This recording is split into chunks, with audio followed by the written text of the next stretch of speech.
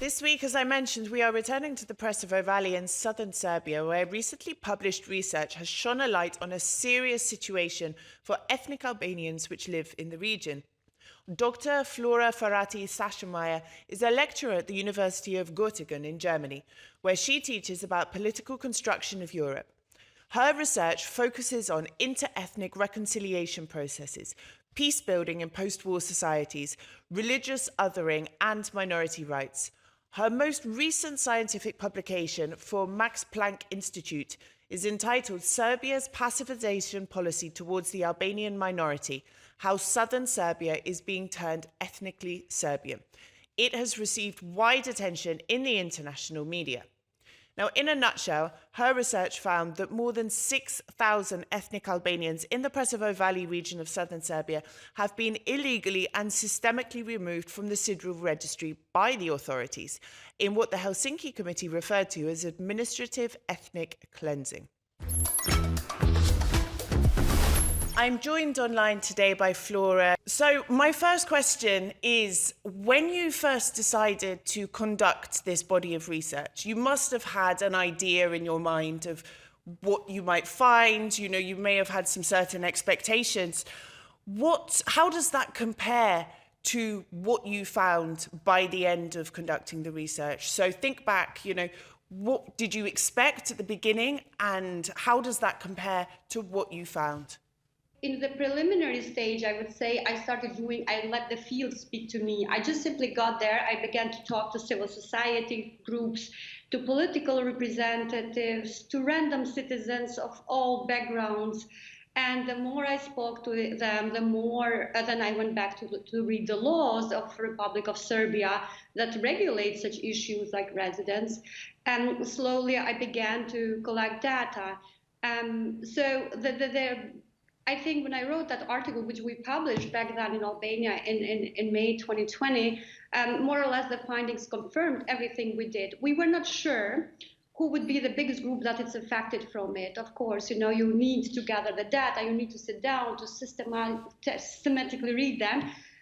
But the end results didn't surprise me of what I found out. I underestimated how difficult it was to have access to the official documents of the Republic of Serbia. And I am surprised that until today, none of the relevant institutions have actually given an answer to any of the official questions that we sent as researcher, in this case I. And was the number of people who have been subject to passivization, was it greater than you anticipated? The numbers surprised me a little bit in the sense, especially in Medvedja. And it surprised me also how little it was talked about, both within Serbia. Even civil society groups, the most liberal actors, didn't know much about it. There were 2 articles. In Kosovo, there was no debate really about this issue. In Albania, in the international community, diplomats just had heard as a form of complaint from Albanian political representatives. Now, the EU position is at the moment, and this was reiterated by Viola von Kramon in an interview with me last week, that it's too late to include this issue in Kosovo-Serbia dialogue. However, it could be and should be included in Serbia's membership negotiation process. But when you look at Serbia's accession to the EU, it's stagnant, and there is very little political will to progress. It doesn't align with foreign policy. Even in the public sphere in Serbia, there is very little interest in joining the EU. So when I hear the EU saying, yes, well, we should include it in accession negotiations, it sounds like a bit of an excuse, a cop-out to me. What's your view on the EU's stance with this? And do you think this is just an excuse from the EU not to rock the boat with Serbia? When the members or representatives of the EU, be it from the European Parliament or the Commission or any other of the EU bodies, are saying that the issue of Albanian minority from Serbia was not included in the dialogue talks before, and nobody brought this up. Actually, they are saying, unfortunately, the truth. I've heard this many times. So there's no evidence that the Kosovo representatives have brought the issue of Albanians during the talks, in the EU-facilitated talks in Brussels. But, we're talking in 2023, and so much has happened in the region since then.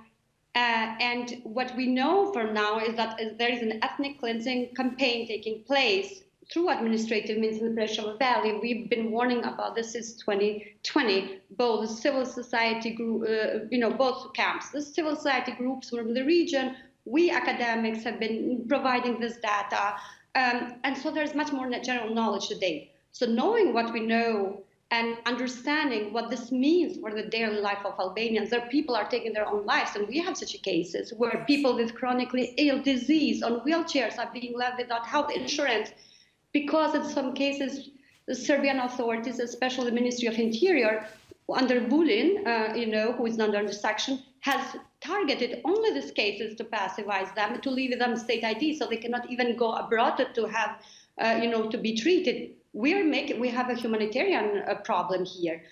I am not aware, and I don't think there is a seriousness, and whoever maintains this, that Serbia will join anytime the EU, anytime soon. So I don't see when that date should be. But what does this mean for the average Albanian from Serbia, from Presevo, from Medveđa, from Bujanovac? What does it mean for them? What kind of answer are we giving to them? They've been arriving in Kosovo as stateless people over the years. Serbia is not sending to them as a gift to the Kosovo government. They're sending them as a source of pressure. They're violating all the laws that they have signed, including the Framework Convention from the Protection of Minorities. And they're doing the opposite of, they're violating their own constitutions. So I understand the helplessness with which it's regime, but this is an excuse. It's not an argument.